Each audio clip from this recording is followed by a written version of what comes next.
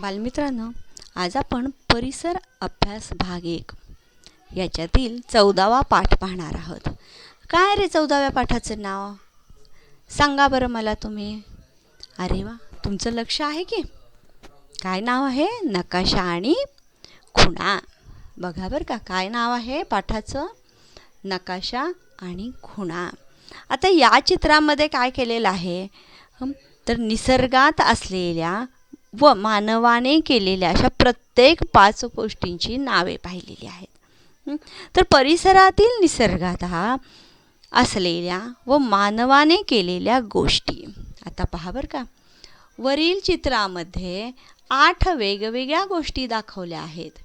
यातील काही गोष्टी मानवाने स्वतः तयार केलेल्या आहेत, तर काही निसर्गतः तयार झाल्या आहेत. त्यांची वर्गवारी खालीलप्रमाणे होईल. बघा बरं का ह्या सर्व गोष्टींचे. तर पहा बरं, परिसरातील काही गोष्टी या निसर्गतः असतात व काही गोष्टी मानवाने तयार केलेल्या असतात. डोंगर, नद्या, झाडे इत्यादी गोष्टी निसर्गनिर्मित आहेत.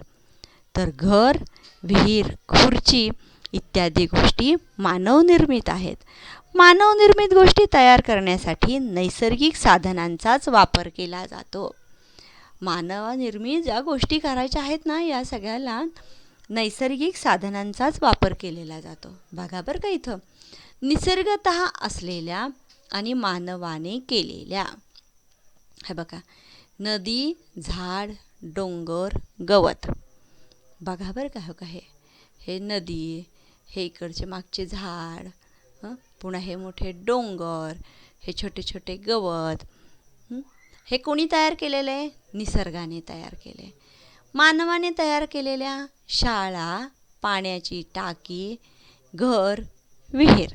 हे पहा, शाळा, घर, विहीर, ही पाण्याची टाकी, हे सर्व कोणी केलेलं आहे? मानवाने तयार केलेले आहेत. मग तुमच्या शाळेच्या किंवा घराच्या परिसरात दिसलेल्या गोष्टींची तुम्ही यादी केलेली आहे का? तर या यादीचे निसर्गनिर्मित व मानवनिर्मित असे वर्गीकरण करा बरं का. पहा, नेहमी लक्षात ठेवा, मानवनिर्मित गोष्टी तयार करताना आपण नैसर्गिक साधनांचाच वापर करतो. उदाहरणार्थ, आपण झाडाच्या लाकडापासून खुर्ची, टेबल, बाके बनवतो. काय बनवतो? झाडाच्या झाडाच्या लाकडापासून आपण खुर्ची, टेबल, बाके असं बनवतो. हे पहा इथं कसं केलेलं आहे की नाही. पहा बरं का, या चित्राचं तुम्ही नीट लक्ष द्यायचं आहे, कारण परिसरात छोट्या आकाराचे हे चित्र आहे. मग ह्या छोट्या आकाराच्या चित्रालाच काय म्हटलेलं आहे? तर आराखडा म्हटलेला आहे. मग परिसरातील निसर्गनिर्मित व मानवनिर्मित गोष्टी विशिष्ट चिन्हांवरून व विशिष्ट रंगावरून वापर करून आराखड्यात योग्य जागी दाखवल्या जातात. आणि एका ठिकाणाहून दुसऱ्या ठिकाणी जाणाऱ्या गोष्टींचा, म्हणजेच पक्षी, प्राणी, माणसे, वाहने इत्यादी गोष्टींचा आराखड्यात समावेश केला जात नाही. बघा बरं का, आता इथं वरील चित्रात अंजूचे घर व शाळेचा परिसर दिला आहे. चित्राच्या आधारे खालील कृती करा. अंजूचे घर शोधा, चित्रातील शाळा शोधा. हे बघा, इथं कुठं आहे?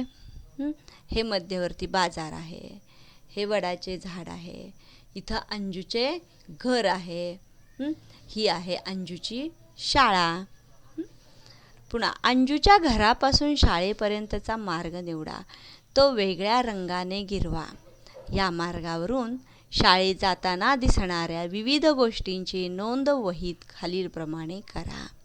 अंजू ज्या रस्त्याने शाळेत जाणार आहे तो मार्ग तुम्ही शोधला आहे. अंजूला शाळेत जाताना लहान रस्ता व मुख्य रस्ता लागेल. या रस्त्यांच्या दोन्ही बाजूंना वेगवेगळ्या गोष्टी व ठिकाणे आहेत. लहान रस्त्याने जाताना चित्रातील ठिकाणे कोणकोणत्या दिशांना येतात ते लिहा. मुख्य रस्त्याने जाताना चित्रातील ठिकाणे कोणकोणत्या दिशांना येतात ते लिहा. व शाळेकडे जाताना कोणकोणत्या दिशांना वळावे लागते ते पण नोंदवा. म्हणजे हे पूर्ण चित्र लिहिलेलं आहे की नाही, हे प्रश्न आणि हे चित्र या दोन्हीशी निगडीत आहे. हे चित्राचं नीट निरीक्षण करायचं आणि याचे प्रश्नाचे उत्तरं तुम्ही लिहायचे आहेत.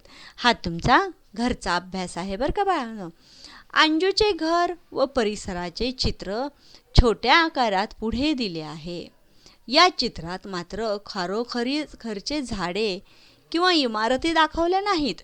त्या जागी विशिष्ट खुणा दाखवल्या आहेत.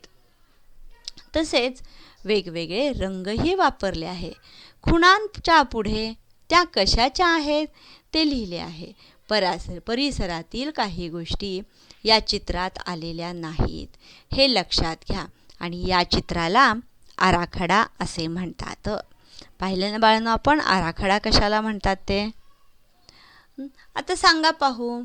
शेजारील आराखड्याचे निरीक्षण करा आणि खालील कृती वहीवर लिहा.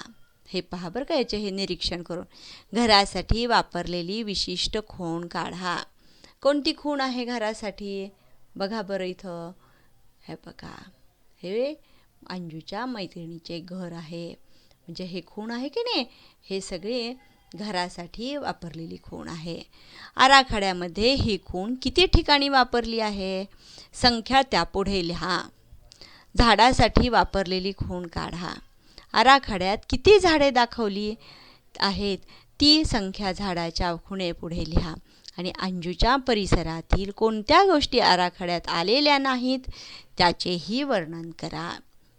तर आपण मागं जे हे प्रश्न लिहिलेले आहेत की नाही, या प्रश्नांच्या उत्तरावरूनच तुम्हाला हा आराखडा पूर्ण करायचा आहे. हे दोन्हीही तुमचा घरचा अभ्यास आहे बरं का बाळांनो. आपण काय करूया, आता इथे थांबूया बरं का. उरलेला भाग आपण उद्या घेऊयात. तुमचा घरचा अभ्यास कळला का तुम्हाला? आराखड्याला करायचा आहे, याचे प्रश्न लिहायचे आहेत. आपण इथे